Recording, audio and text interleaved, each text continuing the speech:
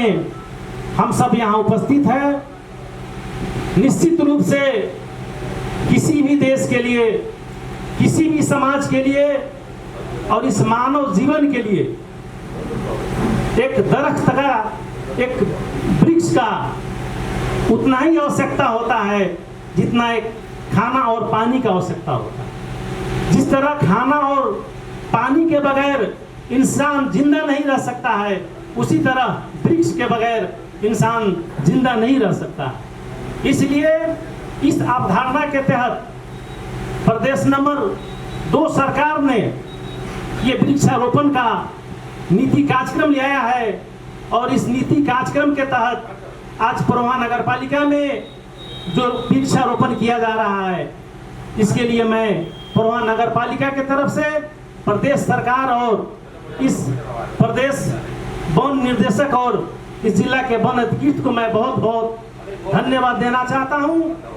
और मुझे विश्वास है कि आने वाले दिन में भी परोहा नगर पालिका में इस तरह का कार्यक्रम अवश्य लागू करेंगे, क्योंकि परोहा नगर पालिका ऐसा नगर पालिका है कि प्रदेश नंबर 2 के कार्यक्रम से पहले जब हम लोग निर्वाचित हुए तो शुरू में ही परोहा नगर पालिका का पहला नगर सभा माघ 4 गते को संपन्न शुरू हुआ था और उस नगर सभा में एक नगर प्रमुख के हैसियत से मैंने बहुत से वादे में एक यह भी वादा किया था कि परोहा नगर पालिका में गौर चंद्रंगापुर हाईवे के बीच सुखदेव चौक से एक जिंगड़वा होकर तेजापाकर लोकहा बसंतपट्टी भेड़ियाही नरकटिया भारतीय सीमाना तक एक ग्रीन रोड का निर्माण किया जाएगा और उस रोड के दोनों बगल में वृक्षारोपण किया जाएगा और कालोपत्र रोड बनाया जाएगा। जो रोड में दोनों तरफ से वृक्षारोपण भी हुआ और ये रोड भी आज अंतिम चरण में है। जिस तरह हम लोग का अवधि अंतिम चरण में है, इस तरह यह रोड भी अंतिम चरण में है। 13 किलोमीटर रोड परोहा नगर पालिका के सहयोग से और रणनीतिक सड़क के जो सड़क विभाग से निर्माण होता है, जो केंद्रीय पैसा होता है, बजट होता है, उसके द्वारा यह कार्य को संपन्न किया गया। आज ये वृक्षारोपण पूरे देश में हो, क्योंकि पर्यावरण भी एक बहुत बड़ा समस्या है। अगर इस देश में वृक्षारोपण नहीं होगा तो वायुमंडल पर बहुत बड़ा इसका नकारात्मक असर पड़ेगा। इसलिए हम सबको इस वृक्षारोपण का देखभाल भी अच्छे तरीका से करना होगा।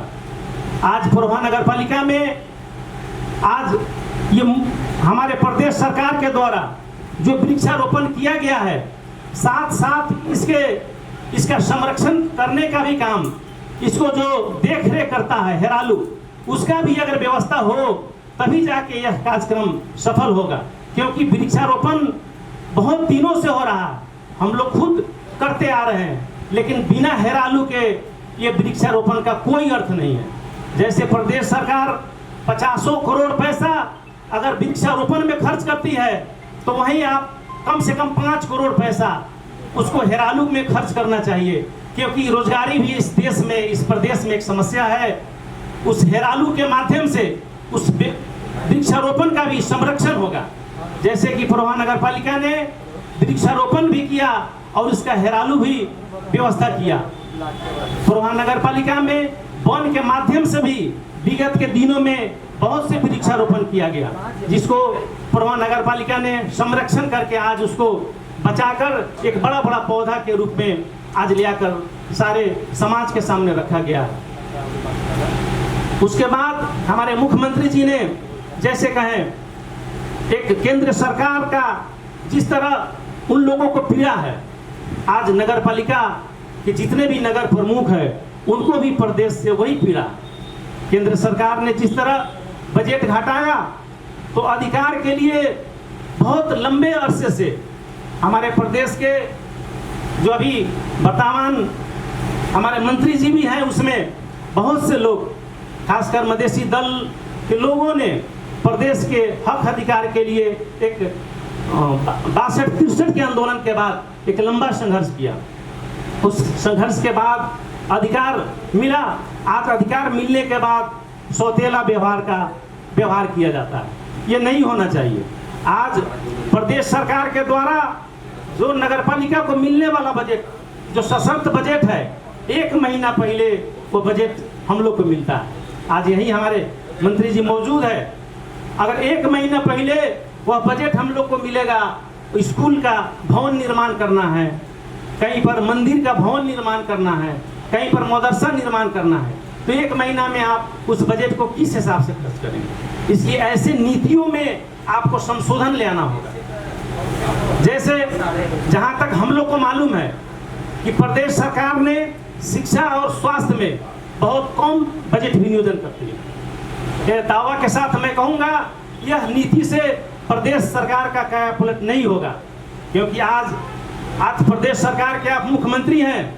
आपके साथ साथ हमारी पार्टी भी विगत के कुछ दिनों से आपके साथ है, लेकिन कल उस प्रदेश सरकार में कल दूसरे भी मुख्यमंत्री बनेंगे। आज नगर प्रमुख में प्रभा के मैं हूँ, मेरी जगह कोई दूसरे भी कल आएंगे, लेकिन हम लोग एक नए संरचना के प्रथम जनप्रतिनिधि है। इसलिए हम सबका दायित्व बनता है कि नगर का जो ये स्थानीय सरकार है, प्रदेश सरकार है, नेपाल के लिए एक नया एक्सपीरियंस है। उसको प्रतिष्ठा, उसका मान मर्यादा कैसे रहेगा, यह सब हम सब जितने भी निर्वाचित जनप्रतिनिधि है उनका भी बहुत बड़ा दायित्व बनता है। इसलिए मैं हमारे राज्य मंत्री जी के मार्फत प्रदेश सरकार तक मेरी आवाज़ जाए और जितने भी नगर पालिका के साथ जो सौतेला व्यवहार किया जाता है, जो नगर पालिका के हक अधिकार को कुंठित किया जाता है, ये आने वाले दिन में इसको सुधार किया जाए। क्योंकि जो सशक्त बजट होता है, अगर आप उस सशक्त बजट को आप ऐसे ढंग से तोकते हैं जो कार्यान्वयन करने में भी समस्या होता है, जहाँ पर ज़रूरत होता है वहाँ पर नहीं होता है। जैसे केंद्र के द्वारा शिक्षा में भौतिक पूर्वाधार निर्माण के लिए बजट आता है, केंद्र ने यह तय नहीं करता है कि कहाँ पर निर्माण किया जाए, वह नगर पालिका, वह स्थानीय सरकार तय करती है कि हमारे नगर पालिका के अंदर किस वार्ड में भवन का कमी है, किस विद्यालय में भवन का कमी है, किस स्वास्थ्य चौकी में भवन का कमी है, वहाँ पर निर्णय करके उसको कार्यान्वयन किया जाता है। इसलिए नगर पालिका को जो भी बजट आती है सरकार के द्वारा, प्रदेश सरकार के द्वारा, जिस तरह केंद्र सरकार के द्वारा खुला के रूप में आती है, उस तरह से सशक्त बजट को खुला रूप में आनी चाहिए, ताकि नगर पालिका जितने भी हैं, स्थानीय सरकार जो है, उसको आवश्यकता के अनुकूल निर्णय कर सके। रही बात प्रदेश सरकार की, माननीय जी की और मंत्री जी की, तो उनके पास स्वयं बजट है। उनका भी बजट का एक कार्यान्वयन करने का जिला प्राविधिक कार्यालय होता है, उनके माध्यम से वह कार्यान्वयन होता है। अगर आपका इच्छा जहाँ जहाँ जिस स्कूल में, जिस स्वास्थ्य चौकी में, जहाँ पर मठ मंदिर में, मस्जिद मदरसा में अगर आपको निर्माण करना हो, तो उसके लिए बाधक नहीं होगा, क्योंकि आप वो निर्णय करके आप उस काम को कार्यान्वयन कर सकते हैं।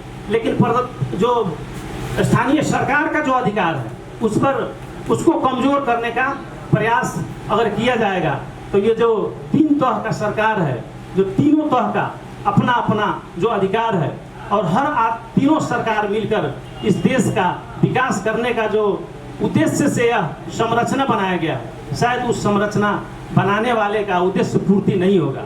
इसलिए हम सब एक दूसरे पर टीका टिप्पणी नहीं करके प्रदेश झलकने वाले विकास का निर्माण वो स्वयं प्रदेश के लोग करें।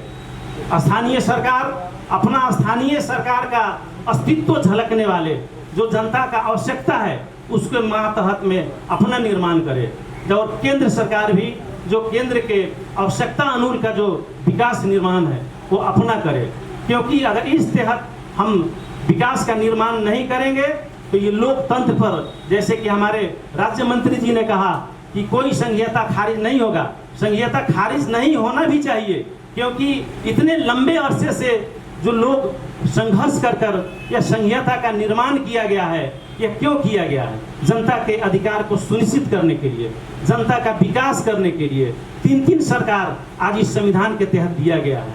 इसलिए अगर हम सच्चे में चाहते हैं हम सब जनप्रतिनिधि लोग, यह संरचना का अंतिम, यह संरचना खत्म नहीं हो, तो हम सबको ईमानदारी से इस संरचना के तहत जनता के हित में काम करना होगा, तभी जाकर यह संविधान सुरक्षित रहेगा और इस देश में लोकतंत्र भी सुरक्षित रहेगा।